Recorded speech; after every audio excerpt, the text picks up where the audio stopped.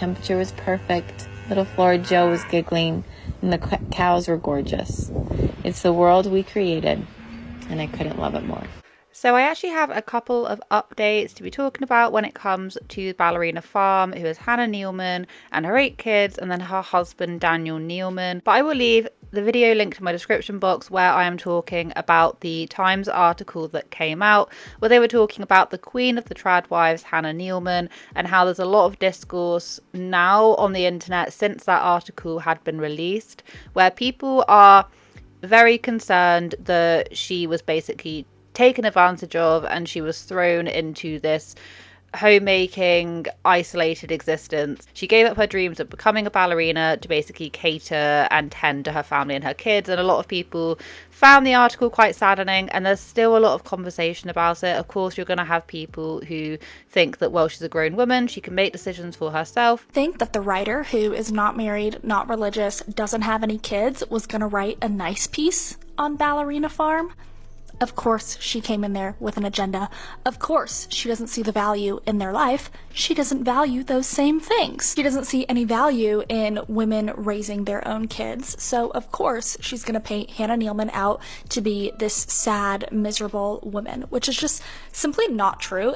Hannah Nealman loves her life, and also it's a major disservice to women as a whole to paint Hannah Nealman out as this sad stay-at-home mom who's being controlled by her husband. She's a high-earning businesswoman who's built an entire empire around herself. Her whole brand is built around herself. Although I will just interject into this, people were doing some super sleuthing out on TikTok, and they found out that, I'm sure you guys could easily find this out, the actual farm, the ranch, the whoever, whatever, like, Hannah isn't on any of that business stuff. Like, she's not listed in the business, as we're going to get into in a minute.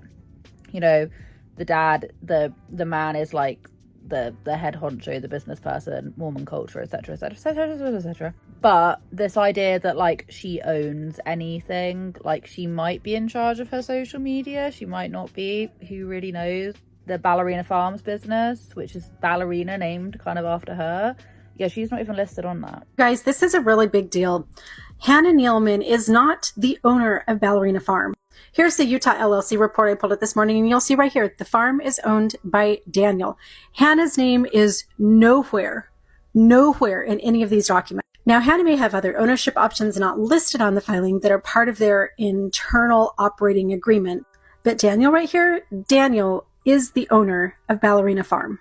There are a few things in that article that were really quite sad, such as she sometimes takes whole weeks off just to lie in bed because she's so exhausted. Daniel will not get her a nanny, will not get anything to help the kids. Basically going to be a continuing, cycle of children. He wants to have as many as possible. He just wants to go for it, and she's already saying that she's tired. Of course, they are Mormon, and their faith does play a really big part in it, which is kind of what I was trying to talk about in my last video. What I do know as an ex-Mormon woman is that the dynamic, at least as portrayed in that article between Hannah and her husband Daniel, was incredibly unsurprising and deeply, deeply familiar. It's been super invalidating to see a lot of people saying, how dare we disempower a woman by suggesting that she cannot be happy making bread and making babies. It completely disregards the intense, every fiber of your being messaging that Mormon women and also many other Christian women get about their only value add to society here on earth and also in heaven, at least in the case of Mormonism, is as wife, is as mother, is as homemaker. Now, interestingly enough, the author of that Times article has come out with the article on the same topic. To be honest, this was just kind of like a continuum of the last one. I don't feel like we really got much else out of this, but I will leave it linked down below. She's saying it was a life of contradictions, children not allowed screens but who are reality TV characters online for millions, a stay-at-home mother who has made a career out of being so, an analog old-fashioned farm, only working because it is underwritten by social media cash, a choice modern in her ability to have one, to do something so very traditional. People are also uncovering the fact that Hannah Nealman had a blog post called We Took the Train, where she had been documenting a few years, I think it was 2013 to 2019, her documenting just bits and bobs over what is going on. And there's definitely some things that are pretty concerning within that blog. And that blog really gives you an insight into what she was feeling when she first had her kids, was feeling mentally, how she was doing. She was talking about wanting to run away at some points and Daniel having to stop her, things like that. So then obviously when you then pair that with the version of Hannah that we have now, the journalist is saying she is very calm and she is very serene and she just sort of, you know, goes around and the children are hanging off of her. There, it paints a very different picture when you pair it with her blog, but of course that might have just been her experiencing motherhood for the first time. The journalist does go into a lot of detail about Daniel and how she feels about him, and still to the fact that he wouldn't really let Hannah have a lot to say. So he says he expected his wife to stay at home with the children. He was a firm believer, he said, men make stuff work and women beautify. He wanted his parents to get remarried despite their divorce 12 years ago. Is that on the cards, I asked. Well, I don't know, he said. The whole divorce thing is so tough because you have a family get together and you have to have two events, so the parents end up seeing the kids half as much and the kids see the parents half as much. So it's just bad for everyone. This is really interesting. He's then talking about the fact that his parents had gotten a divorce and that he still wants them to get back together despite the marriage seemingly it's not working. Doesn't believe in divorce. You know, he believes that men make stuff work and women come along and beautify. I will say is that in my last video on this topic, I was saying that within Mormon culture, and it wasn't even necessarily coming out of my mouth because I'm not Mormon, and what a lot of people are saying who are ex-Mormon is that you have to sacrifice things to get a positive outcome, even though you have to sometimes sacrifice things that make you happy, because in the long run, that is what is going to be best for your family or your journey or whatever the case may be. Anything great requires sacrifice, Neilman said, as we stood on the side of the mountain surrounded by babies and chickens. You know that, she said gently. You know what it took to get to where you're at. And that, I think, is the very simple and very complicated truth of it. Sacrifice that comes with it, and the fact that, you know, she had to give up ballet. She did have to give up her hopes and dreams in order to stay at home and, in, you know, Daniel's words, beautify things, which is basically what she's doing. She's being a homemaker, she's being a wife, she's going to have as many kids as possible. And even if she gets exhausted and she can't get out of bed for a whole entire week, that is going to be her life. And she has had to make a lot of sacrifices, and she still is, in order to keep the family running. I'm no longer practicing. I haven't been for a very long time, but I remember it all. I was there. We are taught at a very, very young age what our roles are and how we are going to get into heaven. Our time on earth, from a Mormon's perspective, is servitude. It is building your stairway to heaven, literally. And as a woman, your job is to build the army of God. That's it.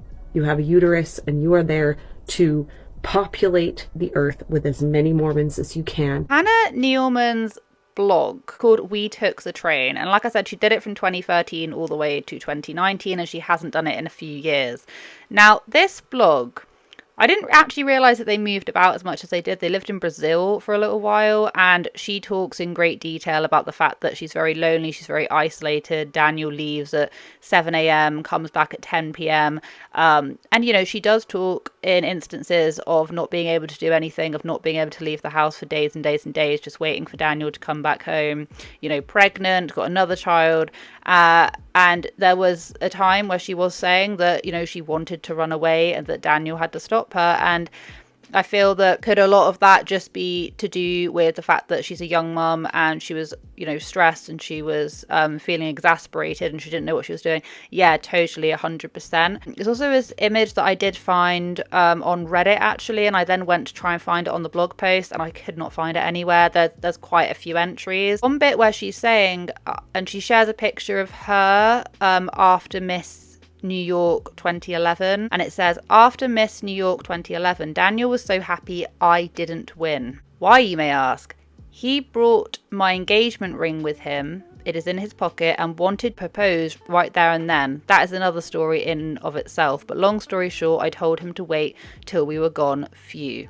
So was he happy that she didn't win because then he was then able to propose to her without there being this whole like big show after the fact that she's won, and she would have had to, you know, go talk to people and have photos taken and all of that? Upon reflection, what it might have been is that he's happy that she didn't win, because then otherwise he'd be proposing to her and she would have like rejected him anyway. I don't know, it's either one of them. He obviously like wants it to be like an intimate thing, and he kind of wanted to make it more of a spectacle. And she's then talking more about, you know, the fact that she is struggling. She said, yesterday Daniel took the afternoon off work and we went for a drive.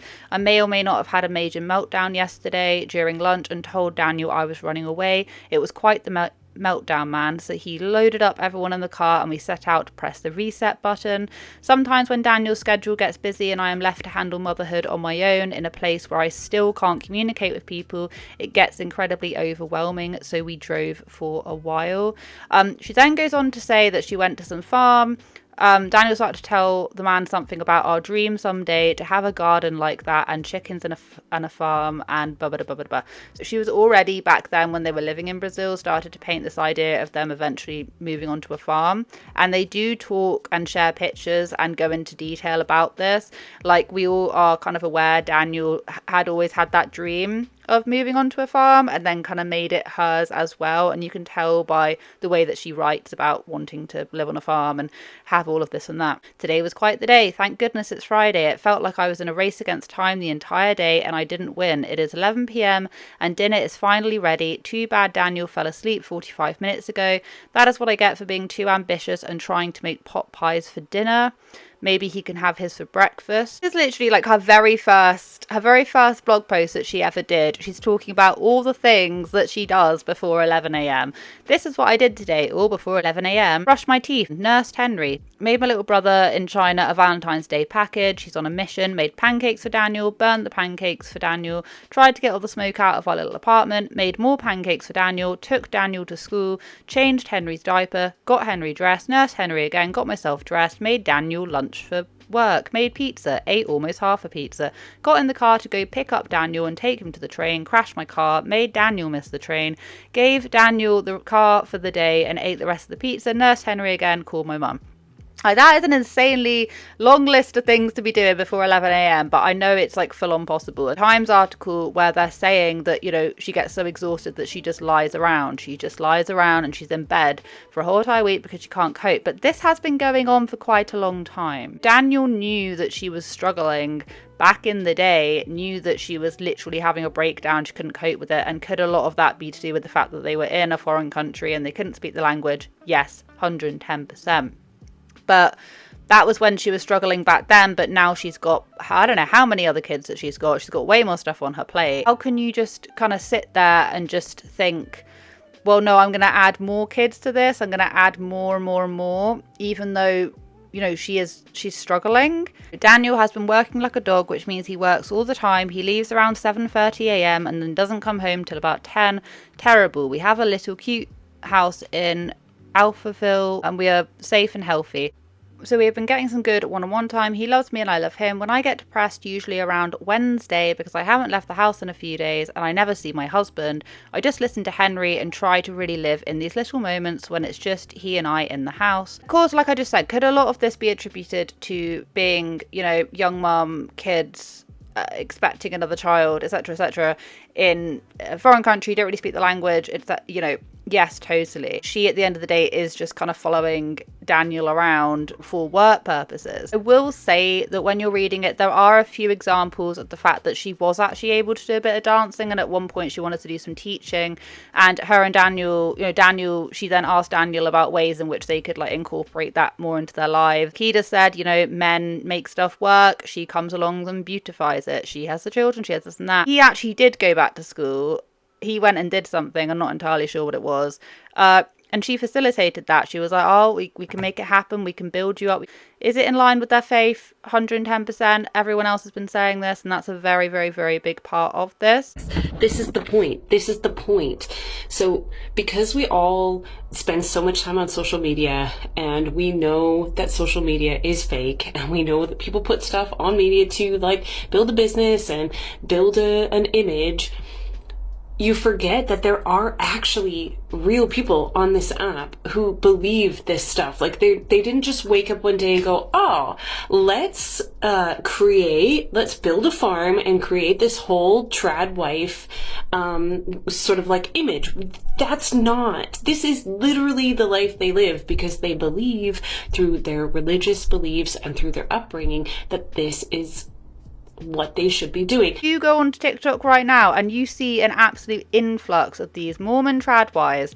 They are everywhere. They are absolutely everywhere. Of course, they haven't addressed it. They probably won't address it. They probably will not talk about it. But they did do a little post up here.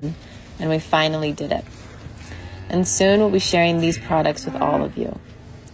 So for date night tonight, Daniel and I snuck over to the dairy. The temperature was perfect. Little Flora Joe was giggling, and the cows were gorgeous.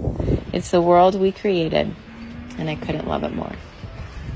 I want to go have a little look at the blog post. I mean, she hasn't posted anything on the vlog in ages, but I will leave that link to the description box. She hasn't posted anything since 2019, but it's still up. Nothing's been deleted. It's a very interesting insight into how she was feeling in the earlier days of motherhood. I feel like that's probably going to be it on this discussion. But thank you so much for watching today's video. I hope you guys have a wonderful day wherever you are in this world. Take care of each other, take care of yourselves, and I will catch up with you guys in the next video.